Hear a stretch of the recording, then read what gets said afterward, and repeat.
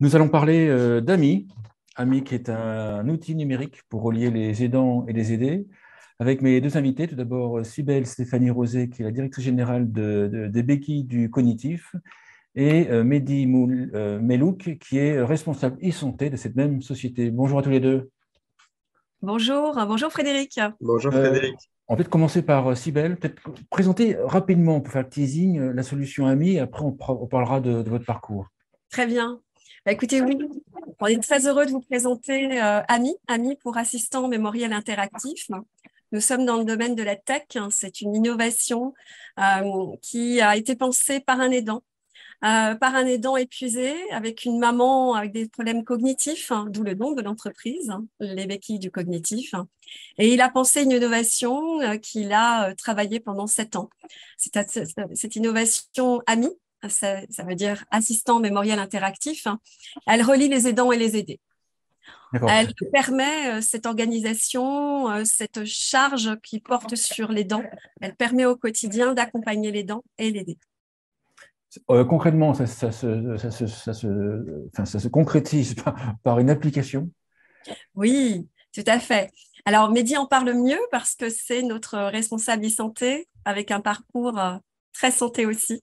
Mehdi, juste expliquer En comment parle. se concrétise l'application et après Oui, on très bien. reviendra à vos parcours qui sont intéressants. Donc, on a un duo d'applications. On a une application Ami Aidant qui s'installe sur smartphone et on a une application Ami Aidé qui s'installe sur n'importe quel type de tablette, donc iOS ou Android, même d'anciennes versions, puisqu'on est vraiment dans un esprit d'économie circulaire.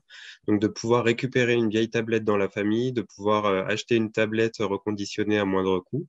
Et on va installer Ami sur cette tablette. Elle va transformer cette tablette en assistant mémoriel interactif pour la personne qui est accompagnée. Et donc, elle va permettre à l'aidant, au niveau de son smartphone, de pouvoir programmer un certain nombre de rappels pour organiser la journée en fait de l'aider qui l'accompagne à distance et aussi lui permettre de communiquer avec lui à distance.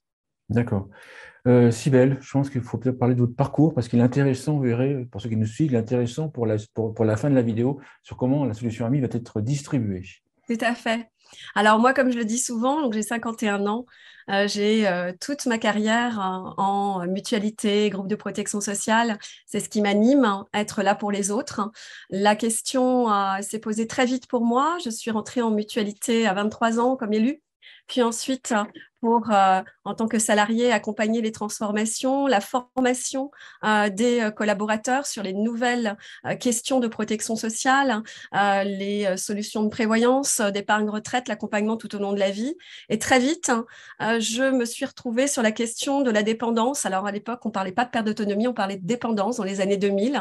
On était sur, pour la mutualité, une question de peser dans le débat public sur la perte d'autonomie. On était en passage PSD APA pour ceux qui connaissent en 2002 et j'avais comme rôle pour le compte de la Fédération nationale de la mutualité française d'aller accompagner les dirigeants, tant élus qu'opérationnels, sur ces questions pour que la mutualité, qui a toujours été très en amont de ces questions sociétales, puisse peser dans ce débat national de prise en compte. On ne parlait pas encore de cinquième branche, on y est encore plusieurs décennies après. C'est ce qui m'anime et aujourd'hui, en tant qu'aidante, moi-même, eh bien, je me retrouve aussi confrontée vraiment de quotidien, cette difficulté à concilier vie professionnelle, mon rôle d'aidante et puis aussi de maman de deux grands-enfants. Mehdi, peut-être aussi expliquer votre parcours, parce qu'il est Oui, aussi très bien. intéressant et comment est-ce que vous avez pourquoi est-ce que vous avez rejoint l'aventure AMI? Alors moi, c'est quelque chose qui me parle beaucoup, puisque de formation, je suis professionnel de santé, donc je suis ergothérapeute. J'ai eu l'occasion de travailler en centre de rééducation et de réadaptation auprès de personnes atteintes de tout type de fragilité. J'ai travaillé aussi dans le milieu du domicile, donc c'est un domaine que je connais très bien. J'ai eu l'occasion de travailler auprès de personnes atteintes de la maladie d'Alzheimer et de troubles associés. Et puis, j'ai rejoint le milieu de la mutualité à Intermutuelle Assistance, où j'ai eu l'occasion, là aussi, de piloter un projet de nouvelles technologies, donc toujours dans un but de maintien à domicile des personnes, et toujours dans le but aussi de décharger les aidants de cette charge qui est vraiment très prenante. Et c'est ce qui m'a poussé à reprendre des études en mutualité assurance prévoyance, donc dans le master 2 CAMAP de Paris 1 Panthéon-Sorbonne. Et c'est ce qui m'a poussé aussi à choisir ce mémoire sur la génération pivot, c'est-à-dire ces aidants qui s'occupent, comme Cybèle, de leurs enfants, de leurs parents, et qui pour beaucoup sont en activité professionnelle. Et je me suis vraiment intéressé sur les dispositifs qui existaient pour les soutenir eux finalement. Et je me suis rendu compte que finalement, la majorité des dispositifs sont des dispositifs d'information, de coordination. On parle beaucoup aussi de répit, de congés. Mais finalement, ces congés ne sont pas utilisés pour prendre du répit, mais plutôt pour accentuer l'aidance auprès de la personne qu'ils accompagnent. Et donc finalement, je suis tombé sur un phénomène qui est assez paradoxal, c'est-à-dire que d'un côté, on a des études qui prouvent, et les aidants aussi le disent, que l'activité professionnelle est protectrice pour eux parce que ça leur permet de garder du lien social, parce que ça leur permet de ne pas s'enfermer dans leur rôle d'aidant. Et en même temps, on a paradoxalement et parallèlement un phénomène de désinsertion professionnelle de ces aidants, puisque les dispositifs qu'on leur propose, ce sont de l'information, mais ils ont encore beaucoup de gestion administrative, beaucoup de coordination à gérer eux-mêmes. Et puis aussi du congé qu'ils utilisent, là encore une fois, pour être au plus proche de la personne qu'ils aident. Et donc, généralement, ce qui sacrifie en premier, c'est leur vie sociale, c'est-à-dire plus de week-ends, plus de vacances, plus de temps pour soi. Et puis ensuite, c'est la vie professionnelle, parce qu'on ne peut pas sacrifier la vie familiale et on ne peut pas sacrifier son rôle d'aidant. Cybèle, moi, la question que j'ai envie de me poser, je pense que beaucoup doivent se poser, mais des applications comme celle-ci, il y en a déjà plein. Ils se disent aidant, aider, aidant ou aider, etc. Sur le marché, sur les applis. Il y a déjà une multitude on va dire, de solutions qui sont proposées. Est-ce à dire que dans ce qui existe, il n'y en a pas une où ça ne répond pas à la demande? C'est pour ça que vous avez développé AMI. C'est une très bonne question. J'ai rejoint le projet il y a 1 an et demi. Donc, j'avais le même regard que vous quand on m'a proposé la direction générale de l'entreprise. Oui. Alors, j'ai rencontré Mehdi à l'université puisque j'enseigne depuis plus de 15 ans dans ces 2 diplômes FNMF Paris 1 Panthéon-Sorbonne, le Master 2, cadre de la mutualité, assurance et groupe de protection sociale, et puis aussi notre fameux DU qui est devenu une licence pro, responsable mutualiste et organisation d'économie sociale et solidaire. Et dans les évolutions finalement de la protection sociale, la partie numérique, puisqu'on parle aussi de ça, la partie numérique qui peut relier ou peut faciliter les relations et accompagner ce maintien à domicile, c'est des questions moi, qui m'ont souvent animée. Sur la protection de ceux qui sont fragiles, comment est-ce qu'on accompagne et comment est-ce qu'on lutte contre l'inéquité de l'accès à l'information, l'inéquité de l'accès de pouvoir choisir chez soi sa fin de vie ou l'accompagnement. Et cette technologie, la première chose que j'ai faite en tant que directrice générale, c'est de la mettre à l'épreuve. Et déjà de regarder ce qui était existant et de la mettre à l'épreuve. Et dans cette mise à l'épreuve, nous sommes très fiers puisque l'Union européenne a un programme qui s'appelle Certification D, D pour Dementia, pour identifier parmi les différentes structures ou solutions des différents pays européens, des technologies non médicales pour accompagner les personnes atteintes d'Alzheimer ou maladies apparentées, tout en les reliant à leur famille, à leurs proches, donc les aidants, et les professionnels et les territoires. Donc, on est très fiers et je remercie au passage le CENTIC, le groupe Vive, la mutualité française de nous avoir alertés sur cette possibilité de candidature. Donc, Interreg, c'est le système Interreg financé par le FEDER, a choisi AMI, qui a été mise à l'épreuve, qui a été testé dans plusieurs pays européens. C'est pour ça qu'AMI est traduit aujourd'hui en 5 langues. Alors, tu m'avais aidé, Mehdi, c'est l'anglais, bien sûr, l'allemand, le portugais, l'espagnol, le néerlandais, puisqu'il fallait qu'on y soit aussi sur les Pays-Bas. Et ce qui était important pour nous dans la différenciation, c'est que ce soit une solution très simple d'accès, qu'on reste dans l'économie circulaire, c'était important pour nous, donc pas d'outils dédiés, pas de matériel à acquérir, comme le disait très bien Mehdi à l'instant. On est sur tout type de matériel. Et ce matériel-là, finalement, souvent, dans les familles, ou même on le voit aujourd'hui avec les collectivités qui travaillent avec nous, c'est du recyclage, c'est du don. C'est de la tablette parce on le sait aussi, les études le prouvent et à l'international aussi. C'est la tablette, c'est la révolution du tactile, celui de pouvoir finalement nécessiter le minimum d'énergie pour la personne fragile, en situation de handicap, touchée par la maladie. Et on a même parmi les personnes qui utilisent AMI aujourd'hui, avant sa mise en commercialisation, des situations de handicap très lourds, comme des scléroses en plaques, autres, où les familles nous disent « mais c'est exactement ce qu'il me faut, c'est adapté ». On ne lui demande aucun effort, ni à formation ni acculturation, comme on le dit souvent, à un outil numérique. Et c'est ça qu'on a identifié avec Mehdi, puisqu'on est arrivé sur un projet bien travaillé, 7 ans de recherche et développement, avec un logiciel logé dans tout plein de technologies que l'on voit aujourd'hui, la télévision, les petits robots, la détection des mouvements et la pensée de notre fondateur, que je salue au passage, je sais qu'il regardera l'émission, Christian Bonidal, qui s'est retrouvé aidant de sa maman, autiste Asperger, atteint finalement lui aussi de cette seconde vague. Quand on parle d'aidant, finalement, c'est la victime d'après. Quand on a une personne de notre entourage qui est touchée par la maladie, l'accident ou l'avancée en âge, comme beaucoup de familles, on se demande comment faire au quotidien. Et c'est pour ça qu'on a trouvé intéressant d'avoir une solution, somme toute, super simple, facile à installer sur du matériel existant, et puis qui ne nécessite aucune formation, aucun apprentissage de la part des personnes fragiles. Et nous sommes bien dans le neuro aussi, puisque les béquilles du cognitif, on a un gros volet recherche. C'est aussi pour ça que l'on est accompagné par le laboratoire de psychologie cognitive de l'Université de Clermont-Auvergne, le LABSCO, pour pouvoir réfléchir sur les recherches de demain.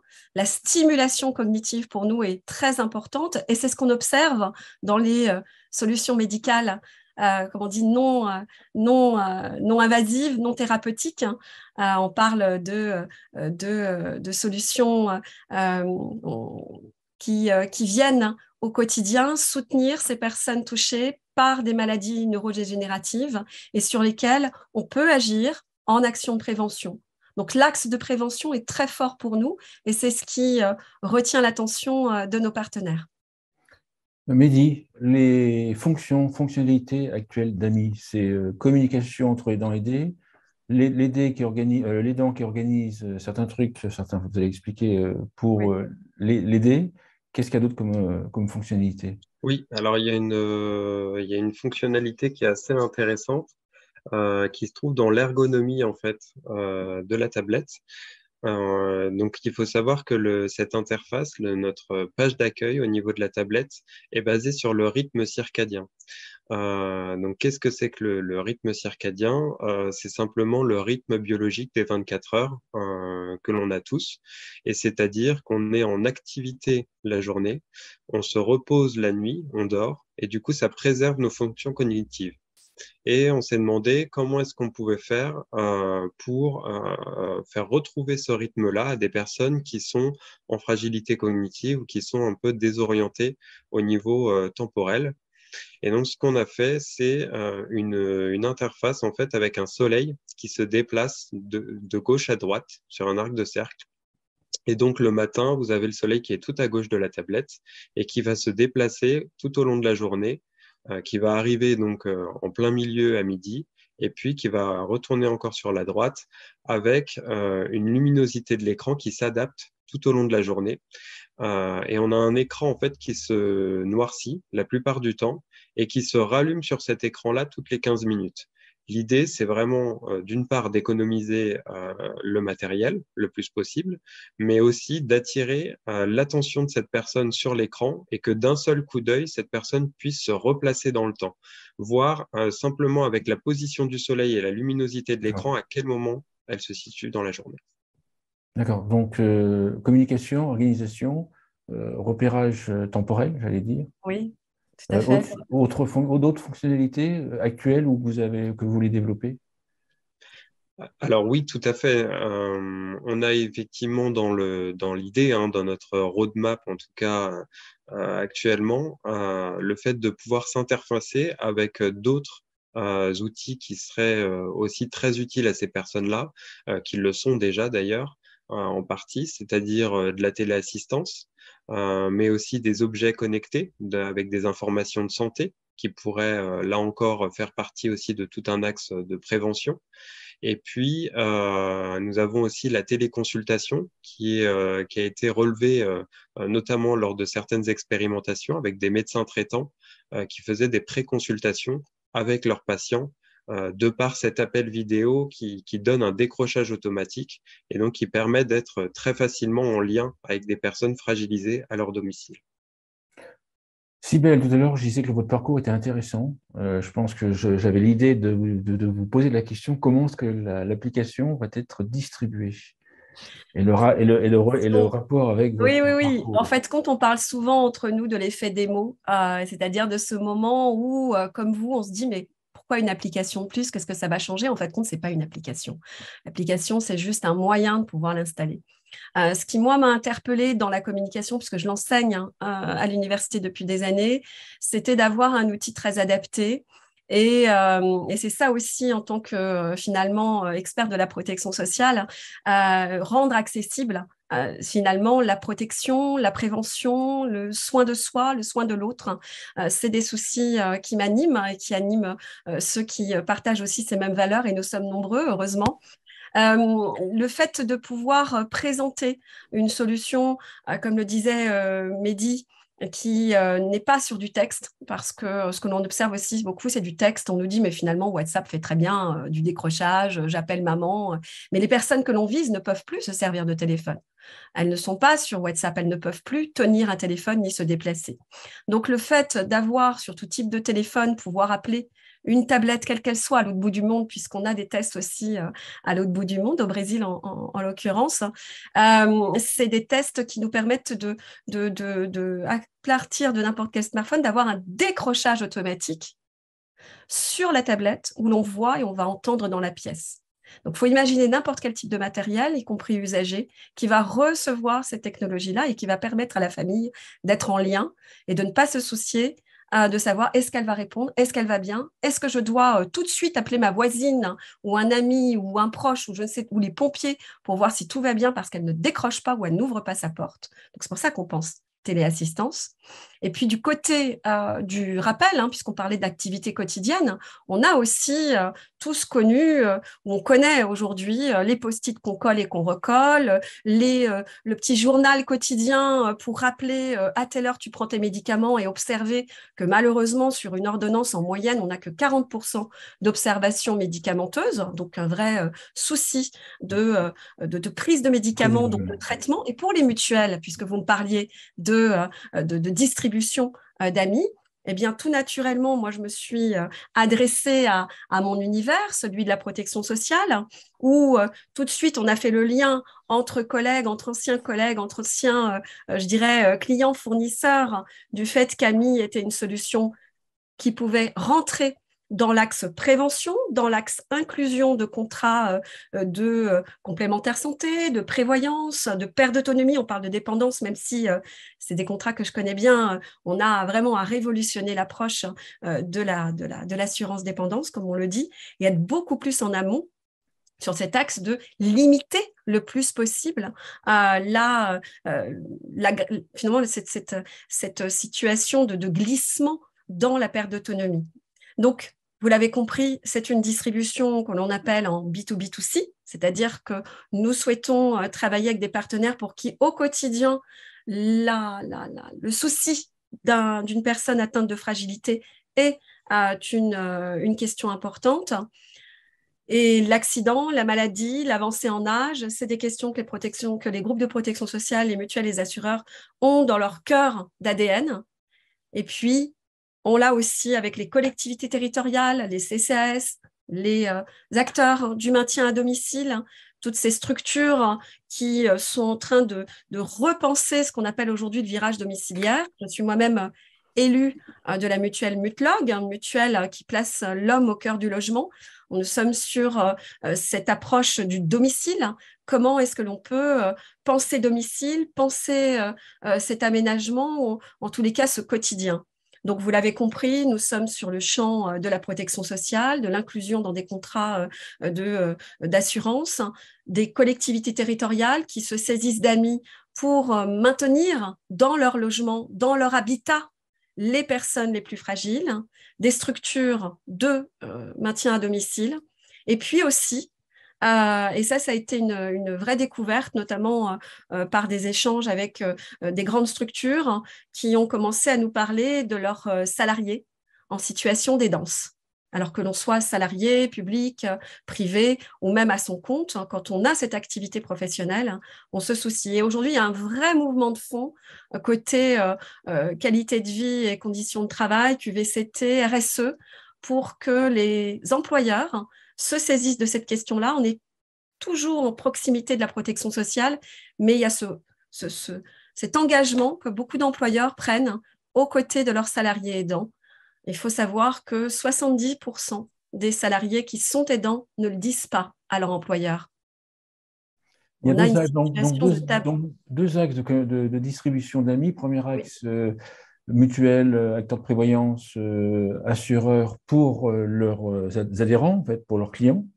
Et de l'autre, en fait, les entreprises pour leurs salariés. Donc là, c'est plutôt les ressources humaines, j'imagine. Les ressources humaines. L'entrée sur les ressources humaines pour leurs salariés, de façon à ce qu'ils soient pour mais eux plus libres et plus productifs, j'imagine, c'est ça. Alors, on peut avoir cette lorgnette-là de se dire mon salarié, du coup, il va être ultra productif, il va être encore plus là parce que grâce à Ami, il va pouvoir prendre comme moi, là, avec vous, je vais pouvoir faire un petit rappel à ma maman parce que zut, il est dans l'heure de l'enregistrement, le kiné va passer dans 5 minutes et je suis avec vous pendant l'émission. Mais en fait, ce que je pourrais faire, si je ne suis pas en émission, bien sûr, c'est de pouvoir dire à mes collègues, je vous demande un instant. Et là, je fais un rappel depuis mon smartphone et je vais pouvoir dire « Coucou maman, c'est Cybèle. Le kiné arrive dans 5 minutes. Gros bisous. » Sauf qu'en fait, il n'arrive pas dans 5 minutes. Il arrive dans 1 heure. Donc, j'ai programmé un rappel. Au-dessus, il y a un mini texte avec un menu déroulant, la photo du kiné et la vidéo selfie. On est sur du texte, de la photo et de la vidéo selfie. Et c'est ce qui révolutionne la façon dont on va délivrer le message à la personne atteinte de fragilité. Commercialisation d'AMI dans quelques mois? Alors, on est sur quelques semaines. Quelques semaines, d'accord. Avec ce label, je vous laisse peut-être en parler. Mehdi, tu veux parler de Silver Echo? Oui, très bien, oui. C'est vrai que donc on a été retenu dans le Silver Echo dans la catégorie aide aux aidants. Précision, dans le festival Silver Echo qui a lieu à Nantes. Festival Silver Echo international où on a retrouvé de nombreux acteurs, notamment qui venaient de l'étranger. Donc des États-Unis, de Corée, etc. Et nous avons été élus par un jury d'experts, donc composé du Gérontopôle des Pays de la Loire, Gérontopôle Normandie, d'AG2R La Mondiale, de l'OCIRP et de France Alzheimer. Et donc, ils nous ont élus comme meilleure initiative d'aide aux aidants. Donc, quand je dis nous, je parle bien sûr de la solution AMI. Voilà, c'est une vraie reconnaissance pour nous au niveau des aidants comme une solution d'accompagnement à distance. C'est là où AMI se distingue, c'est que c'est une solution concrète, notamment pour des salariés aidants, de pouvoir accompagner leurs proches à distance quand ils ne peuvent pas être auprès d'eux. Ça n'a pas vocation à remplacer qui que ce soit. L'idée, c'est simplement de leur donner un outil concret pour pouvoir accompagner à distance leurs proches quand ils ne peuvent pas être à leur côté. Cybèle, une conclusion pour l'émission? Écoutez, c'est ce que je disais à Cannes, très surprise qu'on ait gagné on a envie de dire palme, de dire que la reconnaissance du statut de l'aidant est en train de progresser. Et c'est une excellente chose. On a vraiment un coup d'accélérateur avec le passage de la pandémie qui a révolutionné l'approche notamment au travail. Les entreprises s'en préoccupent, même les pouvoirs publics, comment on va lutter contre la désinsertion professionnelle des aidants. Beaucoup s'ignorent, aidants. Moi-même, je ne vais pas dire que je suis aidante d'un conjoint en situation de handicap. Je vais dire juste que je suis sa conjointe. Donc, en quelques mots, j'ai envie de dire que toutes ces innovations, et on n'est pas les seuls, vont dans ce sens de l'écoute attentive de ces difficultés-là. On a de plus en plus une résonance au niveau européen de cette question très forte de la problématique des familles sur lesquelles porte et pèse encore trop lourdement ce qu'on appellerait la perte d'autonomie, l'avancée en âge. Et c'est aussi une question des femmes, parce que les aidants sont souvent des femmes, bien souvent des femmes, et ce sont elles aussi par leur parcours et leur vie professionnelle, je ne vais pas rentrer dans le débat de l'équilibre et de la parité, mais c'est souvent elles qui renoncent à leur temps plein, c'est selon elles qui renoncent à s'occuper, je dirais, de leur carrière. On l'a vu avec une grande dirigeante dernièrement qui s'est retirée de ses fonctions pour se consacrer à ses parents. Et notre engagement, Mehdi, notre président, Christian Bonidal, nos 18 associés et les autres membres de l'équipe comme Sylvain Martin ou Alexandre Stéphanie, tous, on est tous aidants. Et on est tous dans cette volonté, cet engagement de pouvoir apporter notre contribution dans ce regard de la relation à l'autre et d'aider l'autre en fragilité, parce que les aidants sont les secondes victimes et il ne faudrait pas qu'elles viennent, comme trop souvent c'est le cas pour les handicaps cognitifs, à décéder avant la personne qu'ils accompagnent. Super, merci Cybèle, merci Mehdi, respectivement directrice générale les béquilles du cognitif et responsable e-santé. Merci beaucoup. Merci. Merci Frédéric.